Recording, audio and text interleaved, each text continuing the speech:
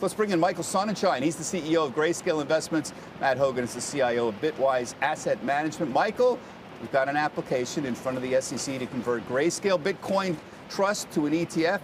The SEC has until early July to respond to that. They've denied all the previous pure play Bitcoin ETFs. And you've hinted to me and to others that if they don't approve your application, you might sue them. Can you just explain why and what the grounds is for that? Well, the SEC has a tough decision in front of them.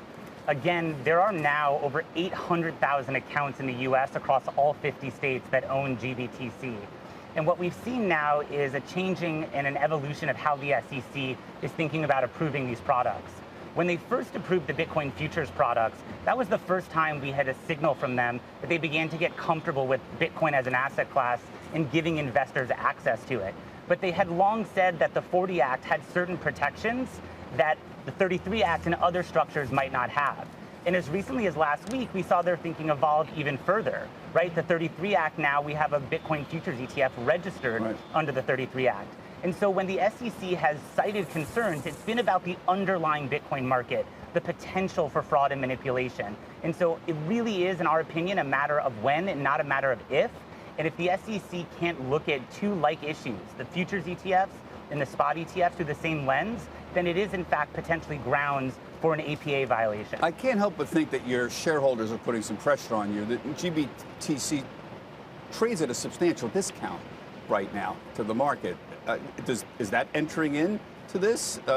It's substantial fees. It's a 2% fee here. I mean, your shareholders must be putting some pressure on you. Well, it's actually a really great point. Shareholders actually have an opportunity to be a part of this conversation. Because this filing is in front of the SEC, they're actually able to submit a comment letter directly to the SEC. We've set up a website so folks can do it, grayscale.com/comment. There's been over 3,000 investors who've already written into the SEC advocating for this position because they've been very patient and they feel that they deserve an ETF.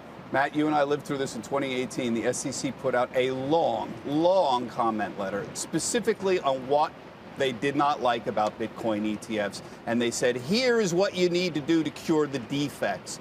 In your opinion, what kind of progress has been made to cure those defects? And respond to Michael's point here. Is there a legal ground for trying to push the SEC into approving a Bitcoin ETF? Yeah, look, I think a huge amount of progress has been made in answering the SEC's questions. Bitwise has an application that's due up in early July that has over 200 pages of novel academic research answering their specific questions. I think the most important thing for people to understand is that you can run a Bitcoin ETF in a safe and responsible manner. They're doing it in Canada, they're doing it in Germany, they're doing it in Switzerland, and having a Bitcoin ETF would only lower costs and improve investor protections. Now, I think we're going to get there. I think if you look at what the SEC's done recently, it's crawled, it's walked, and now they're ready to run. They approved the first futures-based ETF, then they approved a 40 Act ETF, and now we're ready for what everyone actually wants, which is an ETF that holds spot Bitcoin in a safe, secure, and lower cost manner than most investors access it today. But the heart of the objection is the fraud and manipulation problems. Have they addressed that? Do you think the industry has addressed that? Do you think that you have enough to say that where the SEC can say, you know what, we're not that worried about fraud and manipulation? That goes to the heart of what the issue is. Well, absolutely. The specific request from the SEC was to demonstrate that the regulated CME market is a market of significant size. And we've done that in our 200 pages of research. You've seen a large number of academic researchers arrive at the exact same conclusions. The fact of the matter is that Bitcoin is now an institutional market. It's a market with institutional service providers, institutional investors, a large and robust regulated futures market. You know, maybe 5 years ago, the Bitcoin market wasn't ready for an ETF. Now it's more than ready, and it's time for us to move forward. Tom, these two guys have obviously a horse in this race. You're a bit of a dispassionate observer on this whole Bitcoin ETF issue. Handicap this for us a little bit. Tell us a little bit about how you view this in the perspective. Well, the genie's out of the bottle, Bob, and we're surveying advisors every year.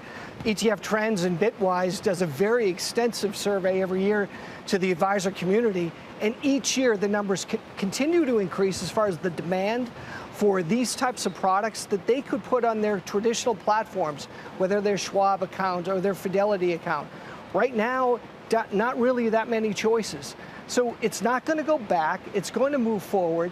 And with gentlemen like these that understand how to work with regulators, I think they're going to get it done. Something happened last week. I want you to describe, Michael. Tucrium is an organization that does futures, commodity types ETFs. Received an application, or got an application for a Bitcoin futures ETF. And there was something very specific about this. It was approved under the 1933 Act, the SEC Act, and not the 1940s Act, which was the act that was created for mutual funds. You think this is a very important event that's happened. Without getting too wonky, can you explain why the approval of a 1933 Act somehow opens the door for a Bitcoin ETF over a 1940s Act?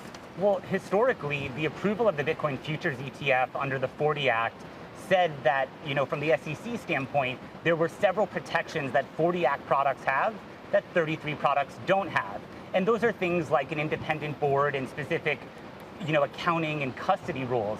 But never ever did those protections address the SEC's concern over the underlying Bitcoin market and the potential for fraud or manipulation. So the fact that they've now evolved their thinking and approved a 33 Act product with Tucrium as recently as last week really invalidates that argument and again talks to the linkage between the Bitcoin futures and the underlying Bitcoin spot markets that give the futures contracts their value. So your take on this. Was this a subtle but important concession that the SEC made? And if so, why would they have made this concession if they still have a problem? Well, I think it's because they're getting to yes on a spot Bitcoin ETF. I do think it was an important step forward. Look, there's one way, and there are plenty of people in the crypto industry that look at the SEC and think they're obstructing our pathway to a spot Bitcoin ETF. If you take the other view and you step back a year ago, we've made huge progress. We've gotten a Bitcoin futures ETF under the 40 Act. We've gotten a Bitcoin futures ETF under the 33 Act. The next step is what people actually want, which is a spot Bitcoin ETF that gives pure exposure to Bitcoin. But I'm trying to get to the main point here, which is that the SEC has a problem with a pure play Bitcoin ETF, and they have not had a problem with a futures-based ETF. Yeah. And they have specifically said we're making a distinction. You seem to be making this argument, look, you approved the futures ETF. They're linked to the underlying, therefore, apparently the SEC does not agree with this line of thinking, that they're linked, therefore we must approve. Yeah. And they're going to say something here. I have a hard time believing they're actually going to suddenly say, you know what, you guys have been right. They're going to say something. Yeah. What are they going to say? Well, I think that's a really important point for people out there. The Bitcoin futures settle to the spot price of Bitcoin.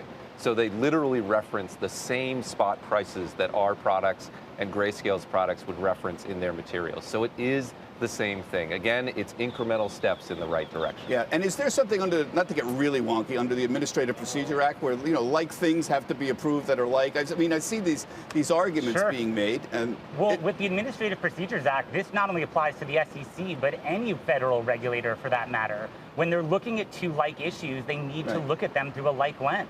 And this is what we're saying in the case of the Bitcoin futures and Bitcoin spot. I got to move on, but if you sue the SEC, it's going to take years, right? They're not going to have like a 90-day thing, and all of a sudden there's going to be, a court, that's the Illuminati with people with cows and, sitting there by candles making a decision. It's going to take potentially years. This doesn't guarantee anything, even if you do sue them.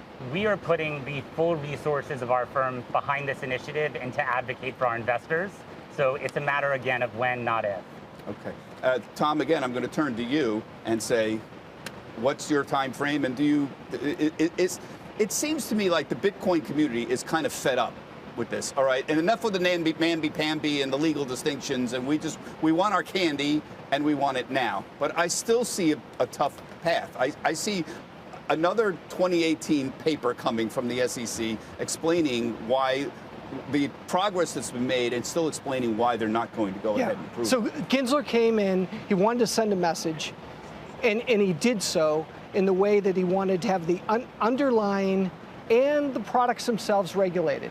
But he's starting to have chinks in the armor. I don't think he's going to die on that hill. This is something that is widespread from a demand standpoint. And as we said before, we're not going backward.